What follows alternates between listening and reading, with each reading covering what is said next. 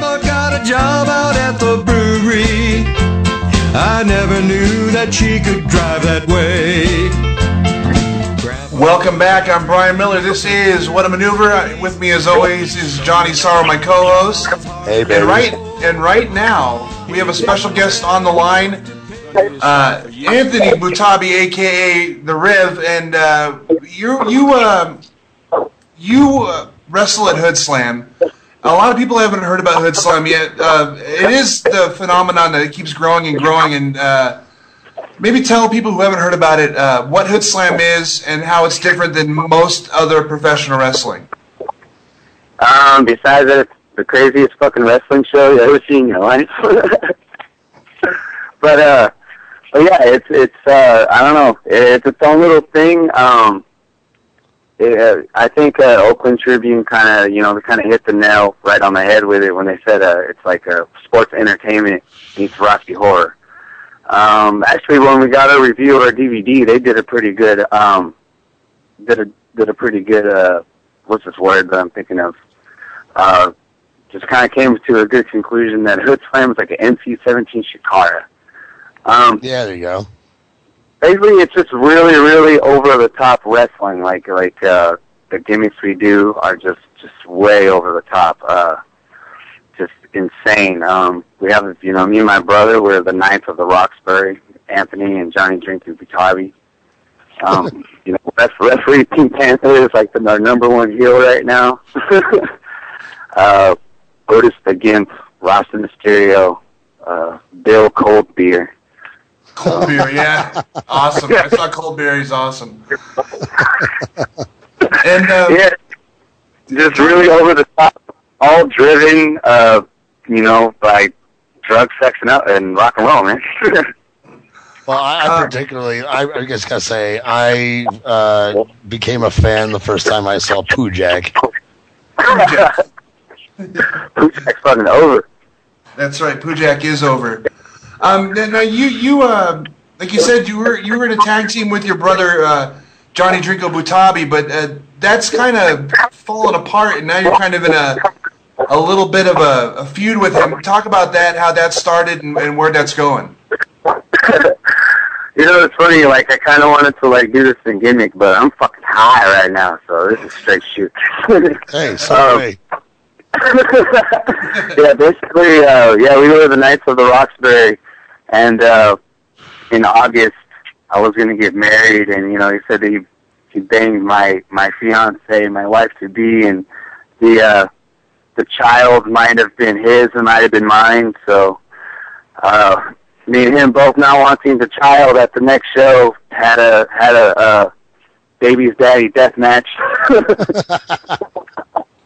In which the loser had to announce that yeah, I'm the father. Did you get bored? We did some pretty hardcore, gory shit that night. We did some bumps on top of Doritos, and I don't know if you guys ever taken Doritos, but it's pretty fucking nuts. I've accidentally done that, Never in the squared circle, my friend. Is it worse than falling on your keys? Because I know what that feels like. Oh, it's the worst. Like I think I'd rather. Cool Ranch? Were they Cool Ranch?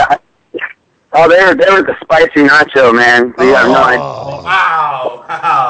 That hurt. Okay, so Hoodslam is next week. It's always on the first Friday of the month. What are you going to be doing? What are you going to be doing at the next Hoodslam? You've been at every single Hoodslam event, am I right? Yeah, I'm the only wrestler on the roster to have wrestled at every single Hoodslam since the first one. So it's a streak, man. I'm trying to I want to hold on to that for as long as I can. Like I have to be booked for some major shit or something to miss a Hoodslam. Well, you know what? If you miss it, just pretend and make up the streak like they did with Sid, or with Goldberg. I don't think I have it in me to miss a Hoodslam now. I mean, you gotta.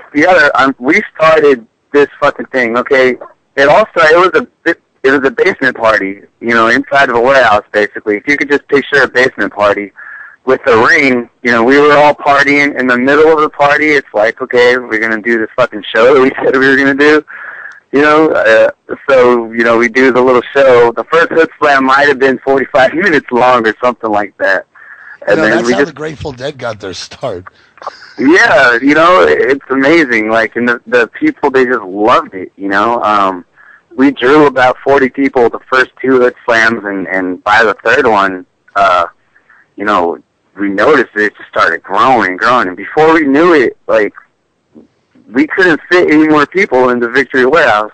Like, we couldn't. We had to turn people away. Now I have a question. Now, before you started that, and were you already were you working somewhere else? Yeah, I was trained by C.J. Curtis and Timothy Thatcher over at the Supreme Pro Wrestling Academy in Sacramento. It's the same school that John Morrison came from. Christina Vanieri, a.k.a. Toxine on TNA, came from Supreme Pro Wrestling. We have one of our guys is down in Florida at the developmental company for WWE. It's just a real good school. You know, all the indie workers that have come from SPW is just, they're all synonymous with just being a good worker. So I was actually listening. You know, that brings up a point that I was just going on about with someone else earlier, was that when a lot of people see names come up from certain indies and make it to Florida, you know, for developmental, and they look at him and go, well, who's this guy? And it's like some people don't think that, you know, that the only indie is Ring of Honor or something. It's like there's hundreds of others with very talented guys. Absolutely. Well, one of my good friends was trained at SPW. El Chupacabra, who is also a member of the Hoodslam roster. I hope to get him on the show one of these times. And so next Friday, what time does it start next Friday? It starts at 9 o'clock. You know, we always say it starts at 9, but you know, we're all kind of cross-faded around that time. But no, I'm just fucking around. Yeah, it starts at 9 o'clock. The doors open at 8:30. How'd you get the doors? You get, huh? How'd you get the doors to open? I thought Ray Manzarek charges a lot. No, not the doors, you idiot. Fucking. At any rate, I got that joke, but it wasn't very funny. Let's see. Fuck you. Let's see. One of the things I remember from going to Hoodslam was this whole climb the ladder thing. What exactly is climb the ladder? Okay, this is where it actually started from. If you play Street Fighter 2, in Ken's level, if you look in the background, there's a lady on the boat. She's climbing the fucking ladder. Somewhere along the line, she kind of body decided to use that as a taunt, and you know, it started just fucking catching on. And at the end of one of the Hoodslams at the Victory Warehouse, Ike Berner, our ring announcer, he tells the fans as a sort of a catchphrase thing, you know, everybody climb the ladder and get a little higher here at Hoodslam.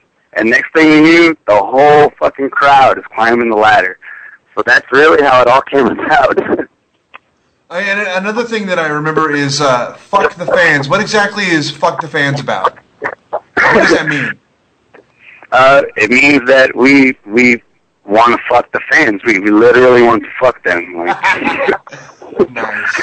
No, it means I think if you go on the frequently asked questions on the Hoodslam website, which is birdswillfall.com, there's actually a really good description of what fuck the fans mean. It means several things to us.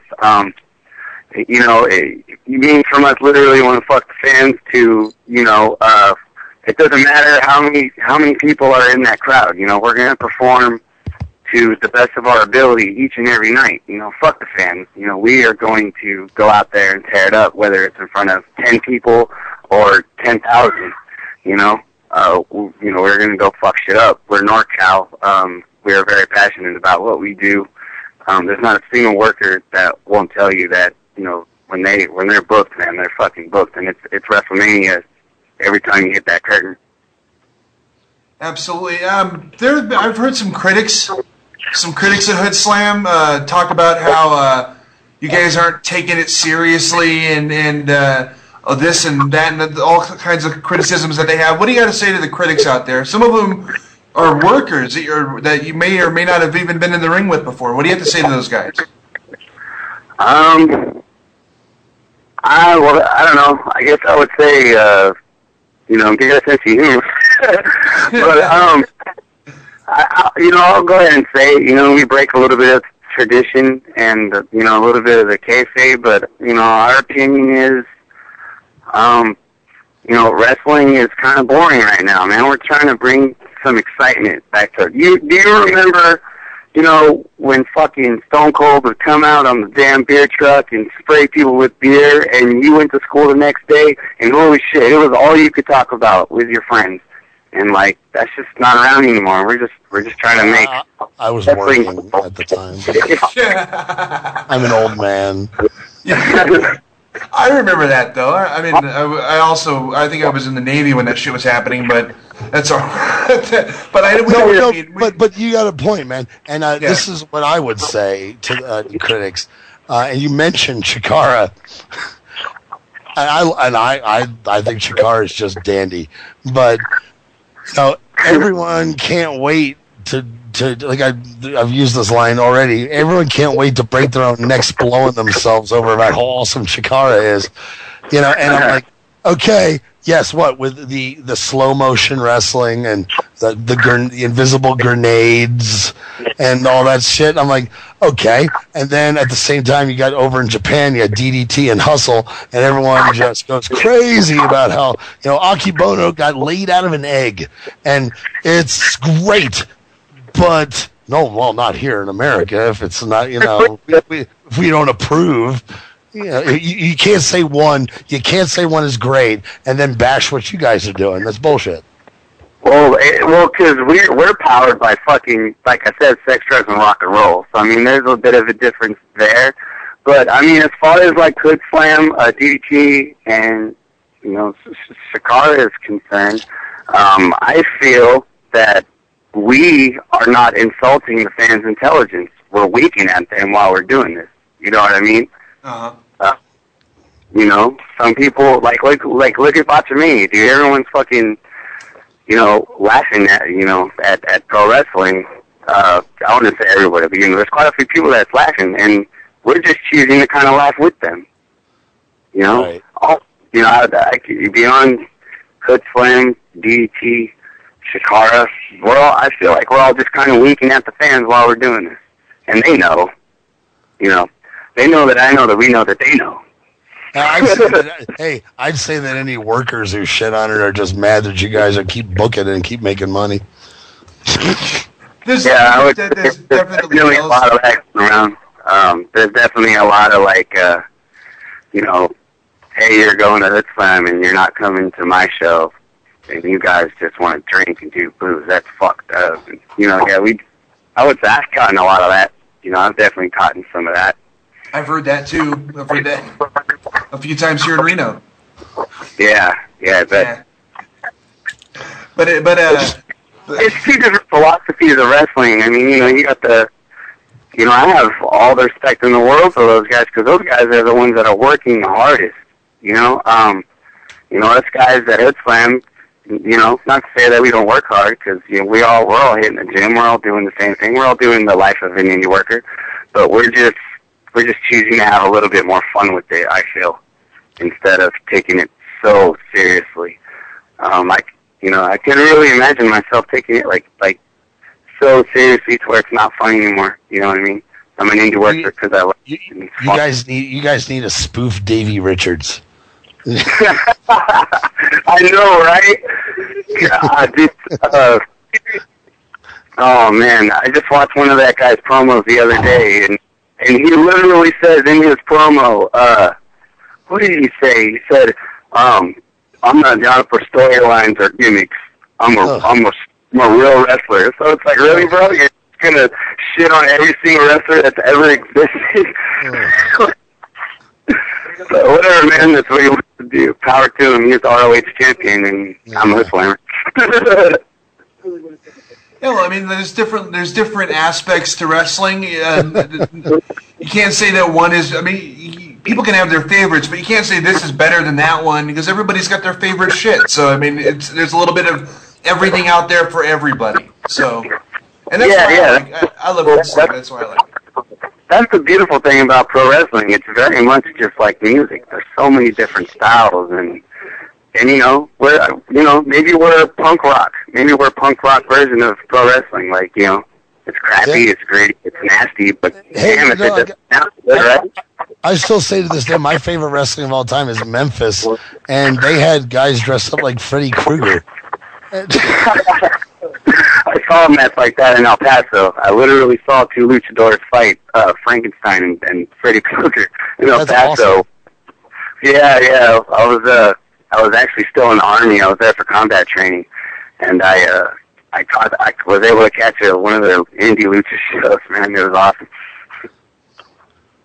Okay, so besides Hoodslam, you're also wrestling other places. What kind of the show you got next Friday is Hoodslam. You got any other upcoming shows you might want to plug while you're on here? Yeah, definitely. My home, Supreme Pro Wrestling. You can check us out at supremeprowrestling.com.